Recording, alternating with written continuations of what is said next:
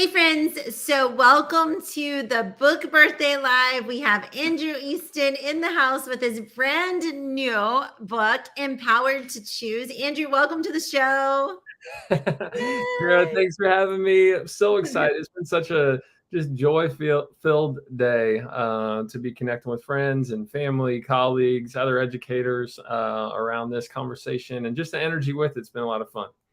It has been so fun to watch social media, just like going crazy over on Twitter, seeing all the different people in your life, the educators in your life celebrating with you. And we are just very, very excited about this book and what it has to offer. So if you're joining us, please do comment over in the comment section. Let us know who you are, where you're joining from. I am Tara Martin, your host tonight. And before we go any further, Andrew, we'll dive a little bit into the book and give everybody a little sneak peek. And also, if you're watching and you're like, shoot, this title is me, like I got to see this right now, you can click the link above or below this video, depending on where you're watching, and take a little sneak peek for yourself. But if you'd like to talk to the author and ask them questions, I suggest you stay right here just for a few more minutes. So Andrew, tell them a little bit about you, what you do, and then we'll dive into your new book. Yeah, well, not to give away the first portion of the book, but my story starts with the fact that I am the fourth Andrew Easton in my family, and my dad and my grandfather before me, who I'm obviously named after, were both teacher coaches as well. And I grew up just in awe of how much admiration and respect and just a meaningful impact that they contributed through their career in investing in kids. And I chose this profession because they were such a powerful role model. They were powerful role models and influences on my life. So my story really starts there. And from that, then, I got the opportunity to teach in a classroom, and very early on found myself wondering what it would look like to try to empower learners with the skills that they might need, not only for success in a K-12 environment, but beyond. And that led to, and really I was grateful to my district at the time for allowing me to tinker with a number of different things. So I worked through some stuff, moved from one district to another, and over time, just really started to refine these practices in a way that made a little more sense each and every step along the way. And I have been grateful for the opportunities to share and collaborate. And that led to the point where now, talking about personalized learning is something I get the great opportunity to do pretty consistently, and happy to advocate for that work through this book. Well, we are so excited about being able to share this book with the world. And I know that a lot of people will watch this on the playback when they're getting out of school. Some of them are getting home, fixing dinner, headed home, commutes, all the things. We understand it's Friday afternoon. But if you're interested in knowing a little bit about this book, we have Andrew right here. We're going to ask him a few questions, and we'd love for you to check this out on the playback and be sure and comment and let us know your thoughts about this book and how it would be best serve your learners, no matter adult learners, student learners, any age of learners, because that's the wonderful thing about Power to Choose is for all. It works for anyone. And I know that Andrew spent a great deal of time working on this book. You've been perfecting it for a little bit, and it's okay. It's okay. You know what? I love it because the greatest pieces of art usually aren't built like immediately. And I think a lot of times we think we're going to be able to just jump out and run this race, right? Just really fast. We're just going to get out there. We have a decent amount of fitness under our belt. We're just going to get out there and run this race, right? Well, you don't just do that like without falls or injuries and other things. And it's the same with writing a book. Writing a book is a lot of work. It takes good work, does. It takes time. And when you take your time, you produce a product that when you put it out there, you feel proud of it. You feel like it's going to reach others. And so what inspired you? I know you do this, you work in this world right now, but taking it way back, like what inspired you to want to write this book specifically?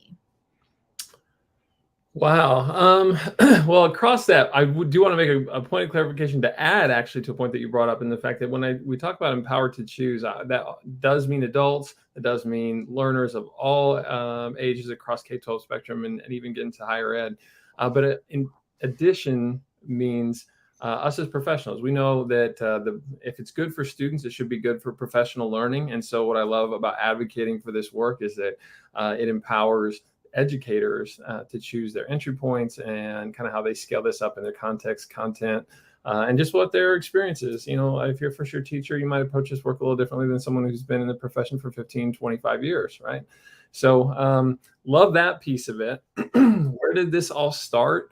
Well, I got to the end of my first year of teaching, and I was teaching seniors at the time. And as I watched my students walk across the graduation stage, I found myself a little anxious about the fact that despite letter grades and students who I feel like there is a certain game of school that sometimes gets played, that you can show up and if the teacher talks for 15 minutes, you listen as a student, you do what's asked of you for 20, and then there's about a 10-minute window where questions are asked and the day's wrapped up and you move things along. And that just didn't feel like in that moment, as they're walking across that stage, I felt uneasy about knowing that my students had the skills necessary to be successful in whatever they're moving into next: college, work, military, a vocation. And I committed that next year to saying, okay, our class is going to be about soft skills. I found a list online of 10 that were most desirable for in the workplace. And we're talking like, this is, gosh, '08, I think.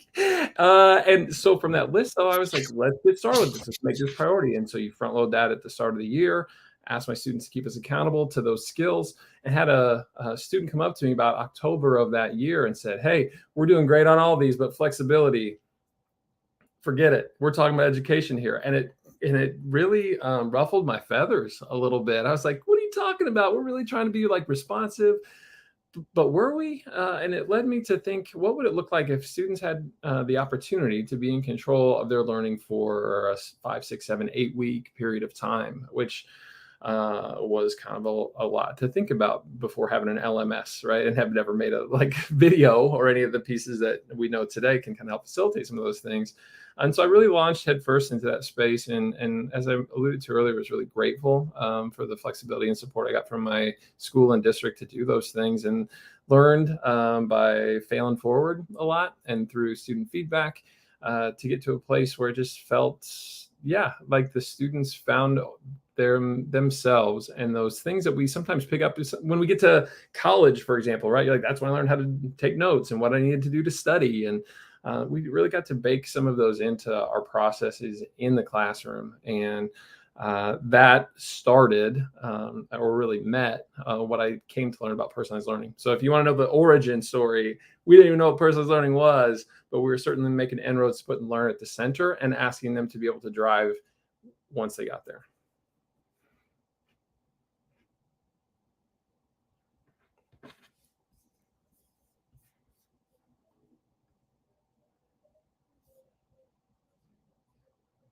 Tara, I hope other people can hear you because I can't. Oh, sorry. There you go. It is like, how do well, my dog, y'all, yeah, whatever. We don't need excuses. Anyways, I muted myself. Sorry about that. So inside the book, first of all, I love that. And I remember meeting you in iMOOC with George Kuros. It was a Twitter chats. And I was like, and you said you went to Lawrence, Kansas. You went to KU when you went to school. And I was like, oh my goodness. Like, I live in Lawrence. Like, and so you're like, hey, I'm coming down to visit friends. And I'm like, oh, let's meet each other. And I remember then you talking about all the wonderful, awesome, Ryan, you're going to love this book. Seriously, he's banging tonight. Perfect. We cannot wait to hear what you think about it because it is so good. But even back then, you were still talking about just some newer ways. And that was more recent, right? In 2015, 2016, where you were doing some different things with your kiddos in the classroom, and then also teaching districts how to, in other classrooms, how to do this, how to make the learning more Personalize. And inside your book, you talk a little bit about learner driven, learner centered, and learner driven. Yes. I want you to address that a little bit. Yeah, and with all due respects to everyone's work, because I honestly, I'll say with this, I'm not I'm initiative agnostic. I really like to think that there are a lot of different ways to be effective. I want my own children to learn in a classroom at 3,000 and to learn from a podcast and to learn collaboratively and through inquiry. But I sometimes feel like the personalized piece or the learner-centered, learner-driven experience is too small a piece of the puzzle, or pie, I guess, in my analogy here. So saying that, I do think those are different, because oftentimes what I find in supporting teachers, and really through my own personal experience as well, is that you provide opportunities for learners to be at the center, because we all talk that language and we advocate for that. And it fundamentally makes sense. We want them to be the ones that are actively in the arena and doing. But unfortunately, when we do that, there's about 25% of any class, on average, that can take that responsibility and run with it. It'll do amazing things, will turn out terrific products, and it will serve them incredibly well because they've been sitting there held back by the system. But unfortunately, the other 75% who have not been asked to be in that position, who have not been empowered, who have not been supported through scaffolding to be ready to lead in those spaces, they struggle. And not because they don't have the capacity to do that, but they don't have the ability yet. And so what we can do to come around that is what is instrumental for moving them closer to that ideal. Problem is we don't do the front loading ahead of time. Students get put in that spot. 75% of them put their hands up, and everyone doesn't know what to do. They talk, behaviors come about, and then we as teachers go, that didn't work. Let's go back to the traditional. And it makes sense, right? Like I can't argue with that if that's been your experience. But what's important, and why I felt it so passionate about wanting to advocate for this type of thinking through the book, is it's just in that scaffolding piece and how we get students ready before they get that opportunity, so that they foster the ability ahead of time. I love it. And I think, Amber, correct me if I'm wrong, but I feel like that kind of a roundabout answered your question. Kristen saying middle school is the best minds to empower. Amber says, I'm not sure this would work in middle school because you're still laying so much groundwork. Change my mind. And I'm guessing you're thinking groundwork because it's a little chaotic in middle school. I mean, let's be honest. But change your mind. Let's hear it. Let's hear it. I feel like, I've read this book, so I'm in love with it. I think it's perfect for all ages, even the youngers. But I'm gonna let the author tell you about it. I've had the great opportunity to support teachers across the K-12 spectrum in the state that I live in and elsewhere for a while. And what I'll say is that this comes with working K2 to just sort of present those students with different experiences that help them to onboard to what we can start to work on, I think, a little bit more intentionally, and bringing language around in 3, 4, 5, 6, and then it just goes from there. Where we're trying to find, and this is maybe to the question, I guess, Amber, when we hear personalized learning, what you often perceive, or what is advocated for, is this fully personalized system where students are driving everything, and if we want to learn about clowns, we can learn about clowns. And teachers go, I don't have that kind of flexibility, I don't have that kind of time, and my students can't step into that space very well. And so we say that this isn't for elementary students, and it isn't for middle school students. And when they get to high school, we say they didn't do this prior to now, and then eventually they age out. And so what helps, and really I think would align with what your concern is there, Amber, is that this work, and in this book, you'll get a chance to see this outlined. Let's start someplace that is small, that is manageable, that we can be incredibly intentional about, and that we can move slow in a way that gives those students the experiences they need to be able to handle that regardless of what age they are, right? And so some students, like we said, show up with this experience backpack where the 3 skills they need are all in there, and they thrive if you gave them the opportunity. Others show up with one of those skills. Others might show up with 0. And so it becomes incumbent upon us to say, okay, we're going to go so slow. We're going to teach you this one skill. And we're going to do this whole class. We're going to do this together as a scaffolding piece. And then we're going to talk about it and get kind of metacognitive. And I wouldn't necessarily use that word at all levels, but there are levels where I would. And then from there, let's try another one and let's compare and contrast. And how are these different? And did this work for you and not your neighbor? Great. Like, let's identify that there are different strategies that can help us shoot down the perception that a learner might have of themselves as being a C student or only being good at math or not being good at math, or, these different narratives that they create for themselves. Because when you build those avenues out, what they realize is that it's oftentimes their approach that is so much more responsible for where they've pigeonholed themselves into than really what their again, capacity is. And so I love advocating for this, and I think it works at any level for that reason.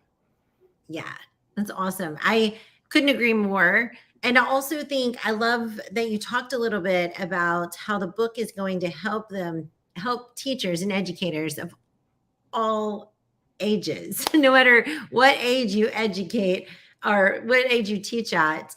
Or even me, like, I feel like any place like professional development, like you said earlier, any place where you have a group of learners in front of you, giving them choice is always a win. I mean, if you think about it for your own self, it's always, it makes you feel more comfortable. And if you feel more comfortable, you're going to believe in your skills, believe in your capability, or even just stretch your capability. Maybe you don't believe like fully that you can do it, but you're provided this choice and you're like, okay, I'm committed. I'm going to try it. I'm at least going to go for it.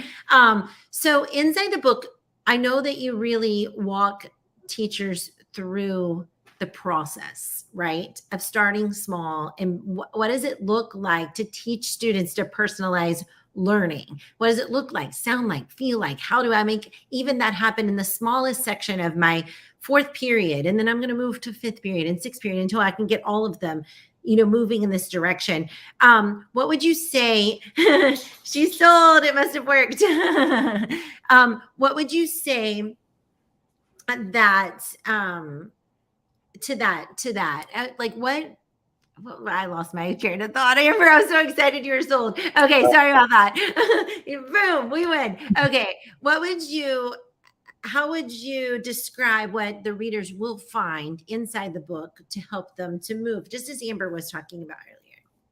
Yeah, what you'll find is a call to do a little bit of unlearning, not entirely, but a little bit of unlearning about how we perceive choice. And I'm with you, Tara, in that I do think that it is so helpful when we provide learners with choice and the scaffolding to get there. So I was guilty of this before, and this is not a bad practice, right? So we can scaffold it like, or illustrate it like this. There's the, hey, we're all going to do this project. And then there's the, hey, I'm going to give you choice and you can do whatever you want on this project. I'm going to give you 4 examples. Well, again, some students might show up with no experience with any of those examples. Those examples are so overwhelming then, and they don't really have anything to pick from. And we sit back and go, oh, you could have done anything. Nope. they couldn't. And so then there's, that with the, you can do whatever you want as the other option on our choice board. But instead of that, what if we went through and intentionally taught and gave a little bit of an experience to just a 10, 15 minute, create one of these before that opportunity comes up, so that you get experience and you can go, I'm actually a little bit better at podcasting than I am at putting myself on a video, or I'm a little bit better at writing, right, than I am at maybe turn and talk or trying to capture a graded conversation in an audio discussion. And when students know that and then can lean into that, there's engagement that comes with that, but it also then plays to their strengths. And so the book outlines that situationally you got to make decisions and you got to play to your, and here we go, strengths, preferences, interests, and needs. So you can put your own spin on it. Yes. So we use that language in class, which I really appreciate advocating for, and students then can articulate that, because there are times where if I have strengths across multiple fronts, I'm going to lean in my preferences. Anywhere my interests match with what I'm doing, let's go that direction. And just because things, I do have strengths does not mean I don't have to bring along areas that I could grow in. So those needs like stay on the table. And then having established these pieces, The book gets into the 7 areas that I found help us to broaden our thinking about where this work is possible as entry points. Because one of the limiting, I think, design factors for a lot of educators is they say, well, choice to me means this. Mm-hmm. And it looks like this maybe too in my classroom sometimes. And that's probably true. And there might be the opportunity for one more. And when you start to then sit back and go, there are multiple times over the course of a semester where we get started with this if we intentionally scaffold for the choice that will come down the line. Yes. So let's put the work in systematically to get us to that place. Yes, I love it. And I think, like you said, it's just, well, first of all, I love spin. I love spin because I feel like it's very all inclusive. Like, it's for so long, I was such an advocate of playing to your strengths. And once I joined CrossFit, I changed my mind about that because, you don't really have a lot of strengths when you first start CrossFit. You realize real fast, like, well, I just need to try to work on my needs or preferences. There were certain things I really liked more. And so I would just want to try it more. I was interested in learning how to do the gymnastics part, not because I was good at it and not because I needed to learn it necessarily, but I just preferred it. It was fun, right? It was P in the eye. It was preferred and it was interesting. And so I love that idea. And I like that you use that language. And I think anybody who purchases this book, you're going to find it to be very helpful. But also, I love the idea of introducing the choices beforehand in like little mini lessons, not just like, hey, this is it. I'm showing up on a screen and boom, because it gets scary because you have to figure out how to use the app. Like I got to learn 2 things. I got to learn the content and deliver something for you. But first I got to learn how to use the darn thing, then do that. And it's just like too overwhelming when you're a student. And so I'm really excited for people to get their hands on Empowered to Choose. I'm excited for them to take away ways to make choice more doable in their classroom. It's already there, but also make it more appealing for their students too. They're excited about it. They're engaged. They're ready to learn.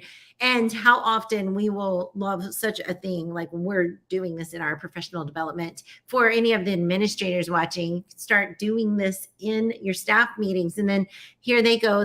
Your teachers start to do it in their classroom because they've seen it modeled by you first. So there's so many different ways to take this book and apply it to learners of all ages.